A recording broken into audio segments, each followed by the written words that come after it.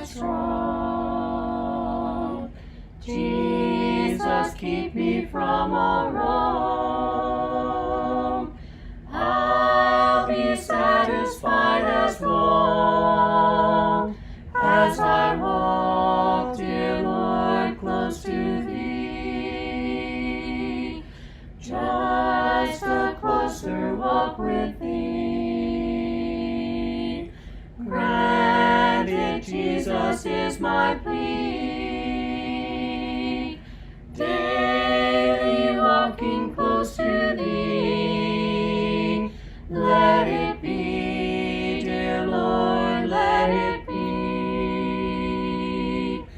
Through this world of toil and snares, if I falter, Lord, who cares? Who with me my burden shares? None but Thee, dear Lord, none but Thee. Just a closer walk. All right. Jesus is, let's see, I've got to advance that. Hey, I didn't forget this week. Jesus is the promised king. Okay, so we've got the genealogy and the birth that begins early in this gospel. That's what Matthew is seeking to do. He's seeking to establish the identity of Jesus as the rightful king before he talks about his public ministry.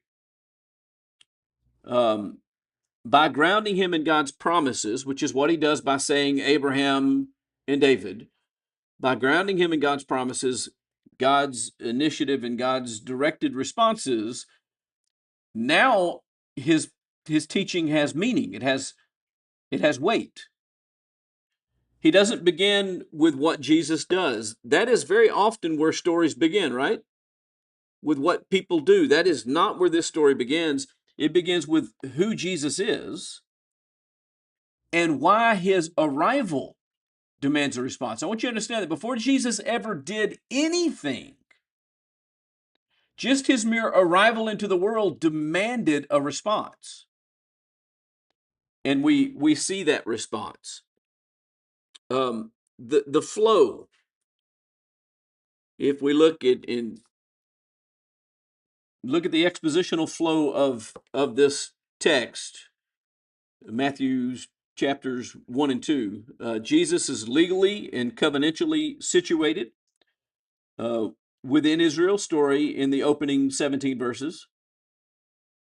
Then his birth is initiated and interpreted by God, not by the people, in verses 18 through 25.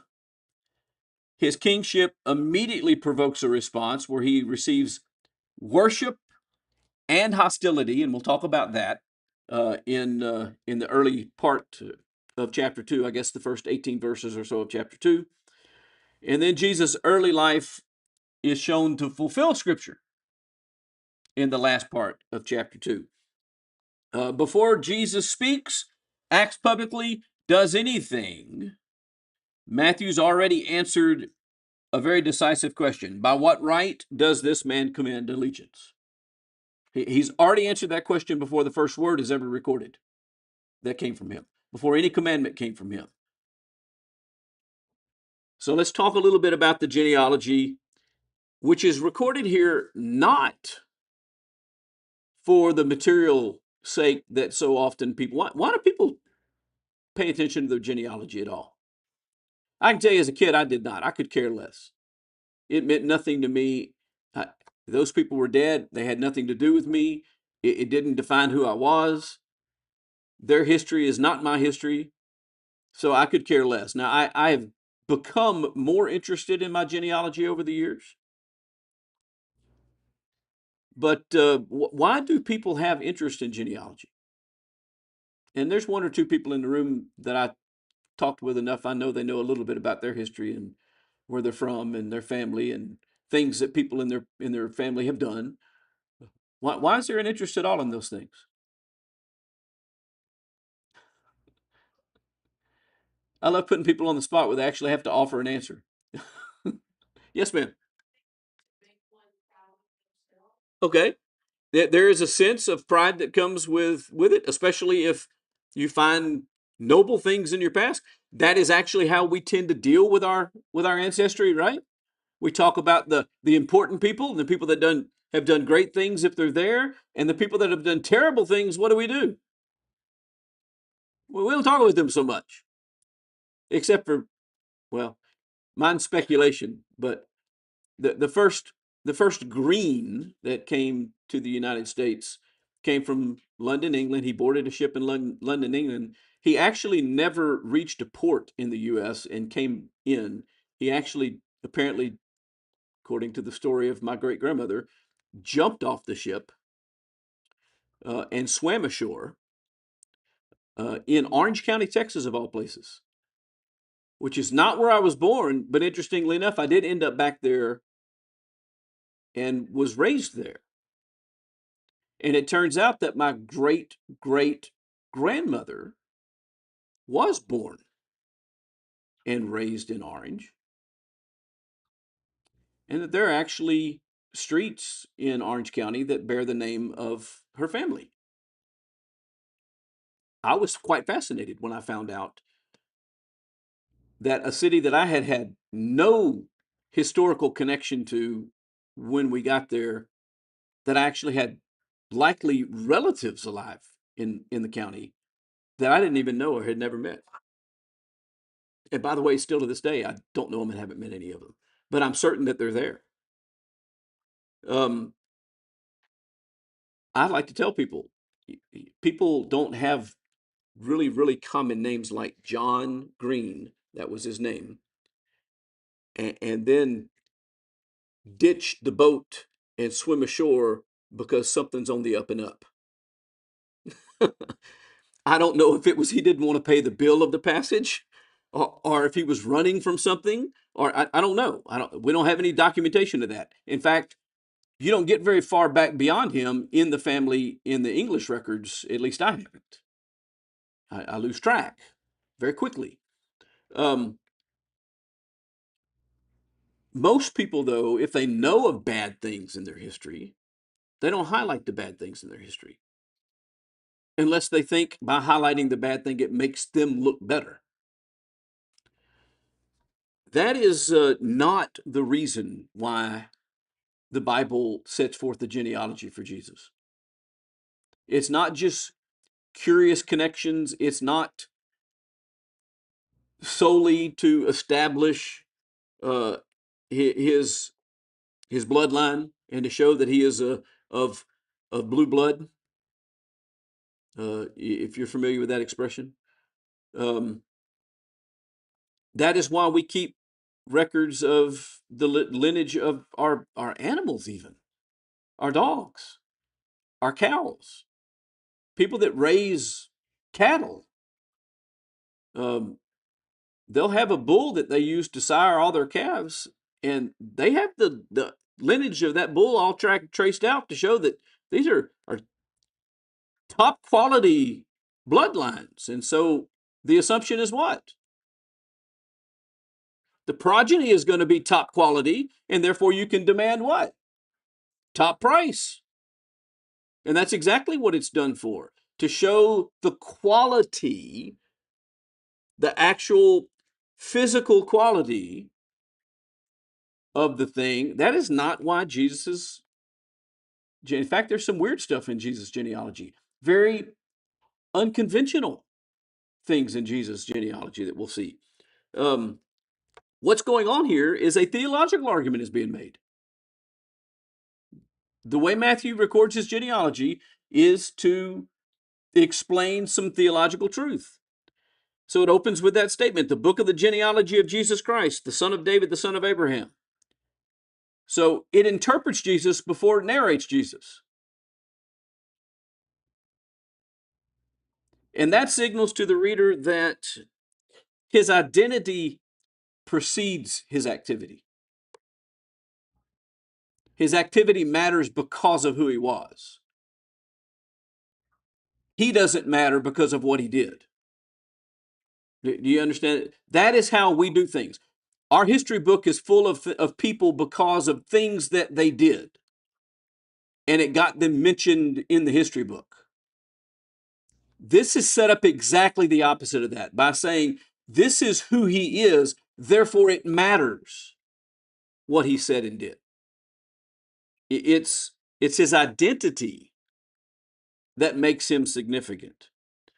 So we've got this connection to the Davidic and the Abrahamic promises. Son of Abraham connects Jesus to the promise that was made to Abraham, the promise of the inheritance, the promise of the blessing. What was the blessing, by the way? That through your seed all nations will be blessed. The inheritance had to do with what? I'm going to make you a great nation, and I'm going to give you this land. And he even told Abraham, look around, look this direction, look that direction. This is the land that your inhabitants are going to occupy one day.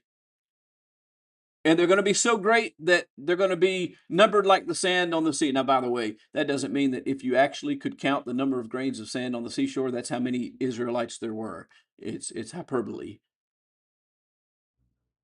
He was telling him he was going to make him a great nation that was going to have many descendants. They were going to be a great population of people, and they were going to possess that land. That is the inheritance promise. The blessing is that through your seed, all nations will be blessed. That's important. All nations.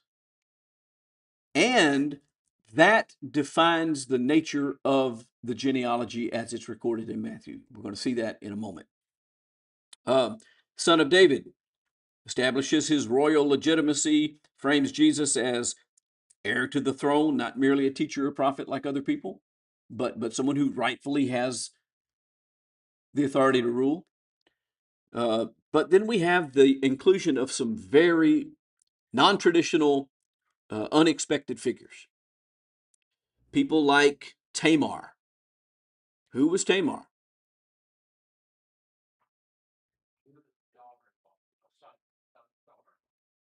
Judah's daughter-in-law. Was she a Hebrew?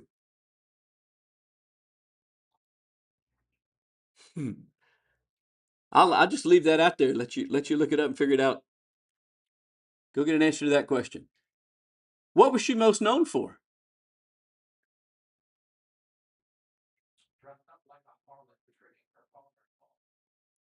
Becoming, well, she did some morally questionable things. That's what she's known for. Not the kind of people that you highlight in your lineage. If the point is, let me explain to you how my history makes me important. This is the kind of stuff that families do what with? They bury it. They sweep it under the rug. We do call that a skeleton. What about Rahab? She was a harlot. She didn't just play like a harlot one day. She actually made her living that way until she repented. Was she Jewish? Was she a descendant of Israel? She was not. Where was she from? Jericho. What about Ruth? She was a Moabitess. What about the wife of Uriah?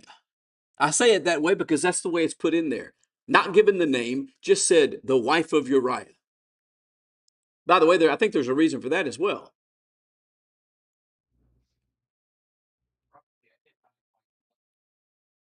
Very possibly a Hittite like her husband. Her husband was a Hittite. So it's not incidental that these people appear in the genealogy. Very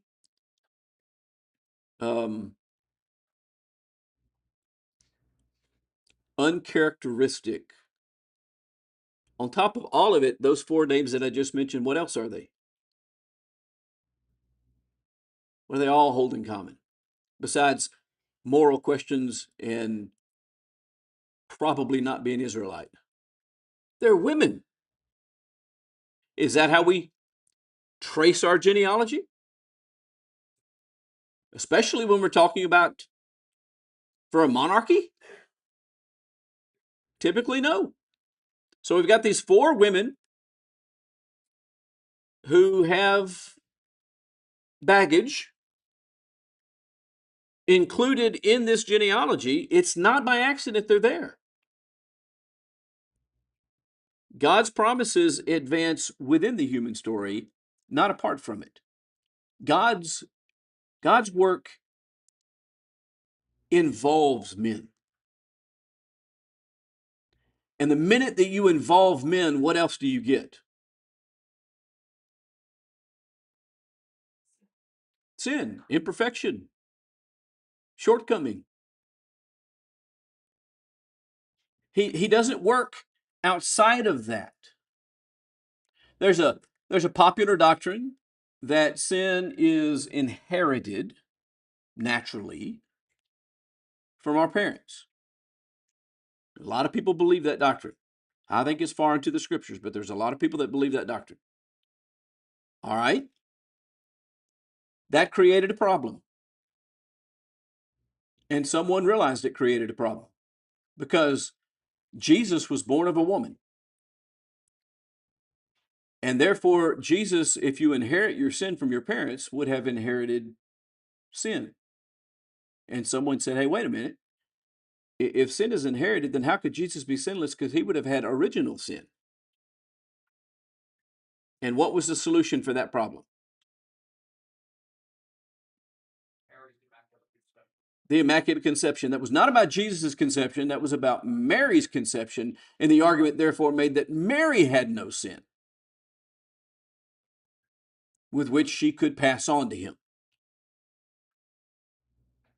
Okay. All of that is this. In order to create Jesus, it was / is believed that God had to work outside of human history to make it happen. Do these miraculous things to insulate him from regular people. Matthew's genealogy shows that he is directly connected to regular people. To people just like you and me who do dumb things sometimes, who don't belong sometimes, who are from other places sometimes, who are from the wrong category sometimes. Different ethnicity, different nationality, different gender.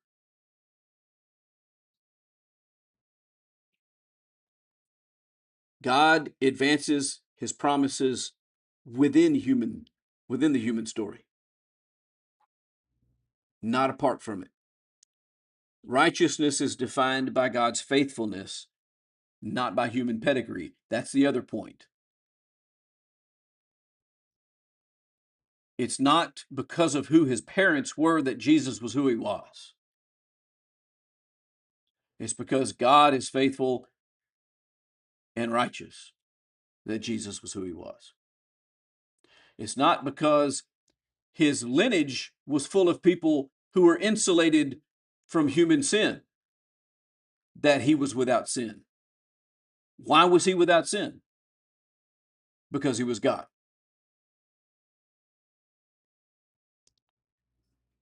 Teaching emphasis. Matthew is not proving Jesus is related to Israel. He's showing Jesus is the culmination of Israel's story. That is a different focus. I'm not saying he wasn't related to Israel. He was. But that's not the focus of the Matthew story. The focus of the Matthew story is that he was the fulfillment of Israel's story. It was the reason why Israel had a story.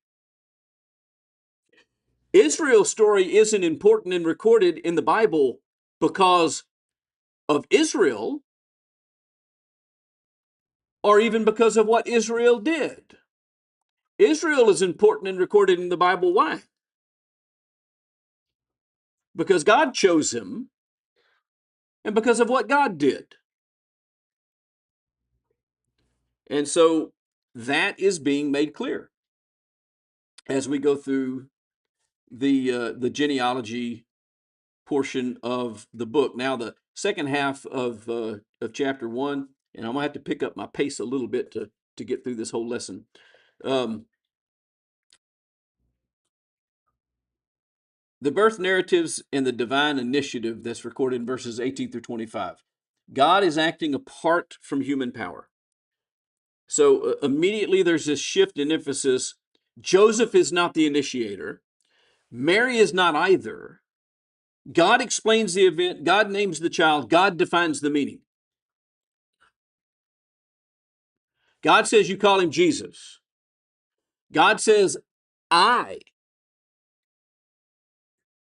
will overpower you and you will conceive. And when the child is born, you call his name Jesus. And you call him Jesus because this is what he's going to do. He'll be known as Emmanuel. Why is he known as Emmanuel? Because this is who he is, God with you. That's all defined and explained by God, not the human people. Human people are being told, being instructed. Jesus' birth doesn't arise from human planning. Trust me, he wouldn't have been born if human planning was going on. And in fact, we're told point blank, the most exceptional thing about Jesus' conception is what?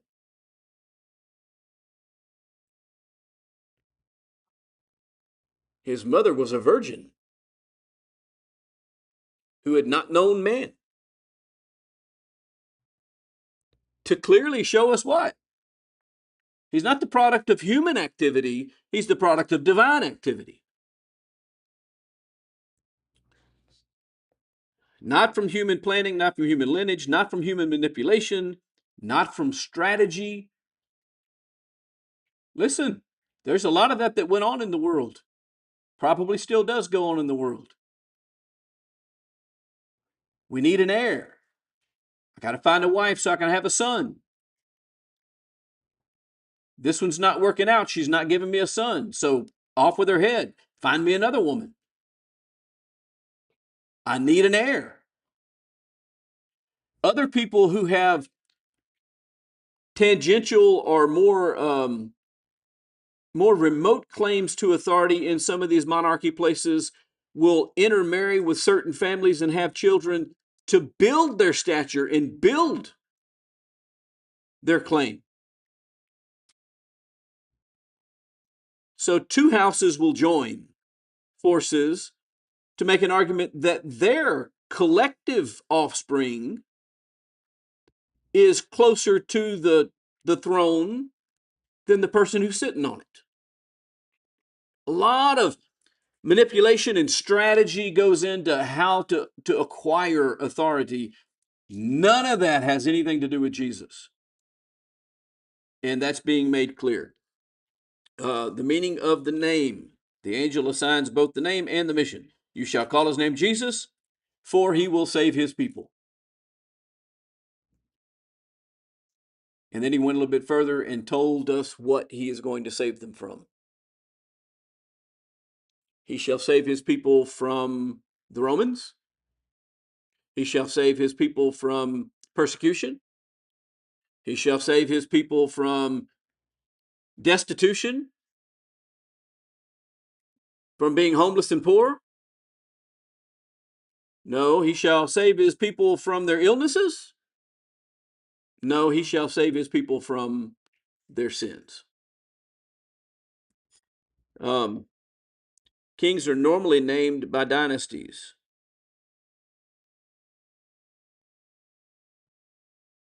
The Davidic king, the dynasty of David. This king is named by God.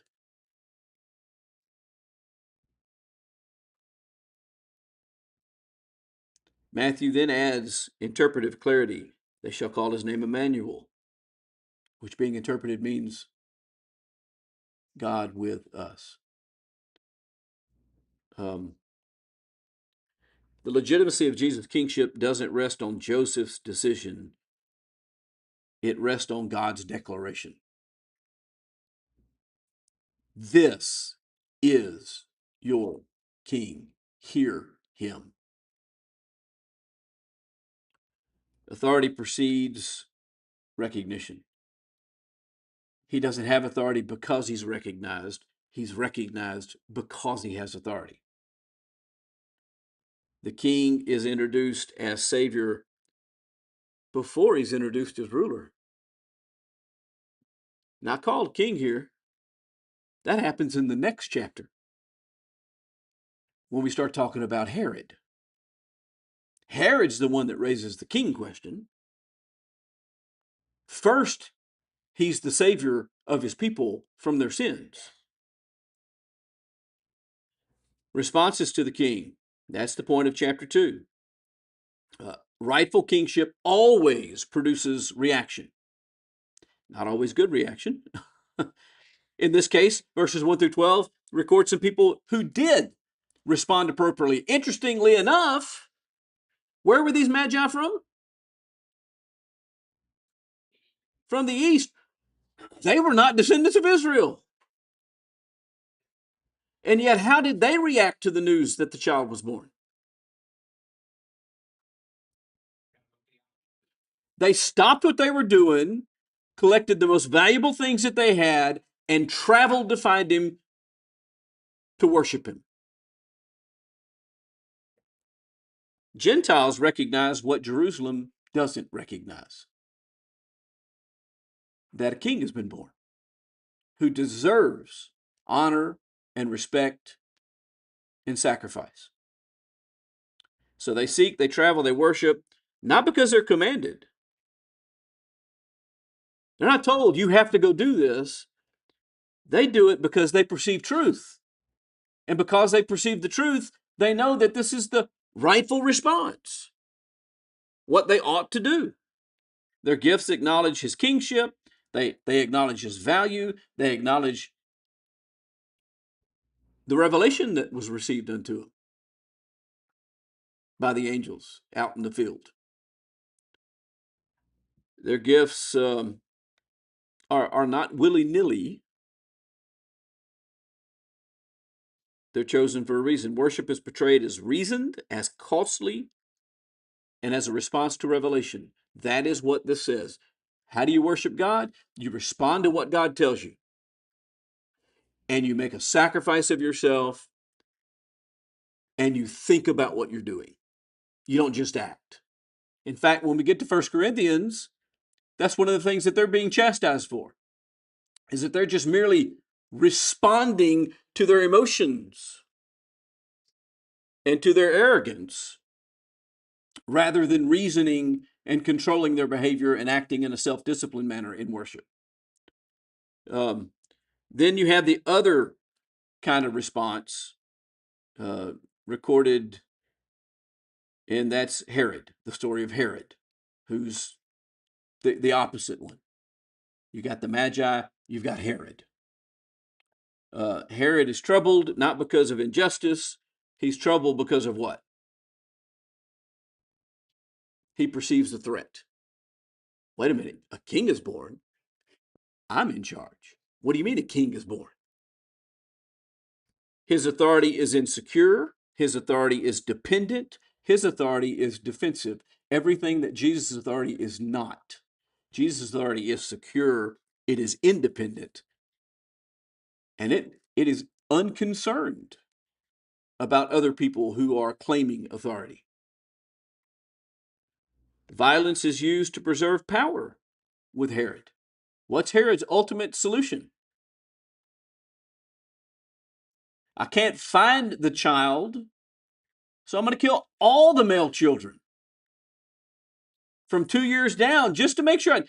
Now, I know generally when he was born, so I know that somebody was born last week isn't him, but I'm going to kill him anyway just to make sure I kill the one I'm after. On the other side of the story in Matthew's gospel, when it comes to Jesus ascending into power, Jesus says, my kingdom is not of this realm. If it was, then my servants would be fighting, but as it is, it's not of this realm. When Peter draws his sword, put your sword away. The exact opposite in terms of how to preserve your power. The same king produces worship in some and fear in others. What's absent? Neutrality. Neutrality is absent. You either accept what it says about him and respect him, or you reject him. And that is the picture that's being put before us. Opposition to Jesus is not a misunderstanding. Opposition to Jesus is a reaction to his authority. It's a decision that is made to say, no, you are not over me. No, you will not instruct me what to do. No, you do not have the authority over my life. That's a decision that people make. All right, a couple of more things that I'll touch on at the introduction period next time, and starting with the fulfillment language that appears here that we don't have time to deal with this morning, but we are going to keep on the syllabus track if it kills me, or if it kills you. Anyway, appreciate everybody's presence and participation this morning, and I hope I've said something useful.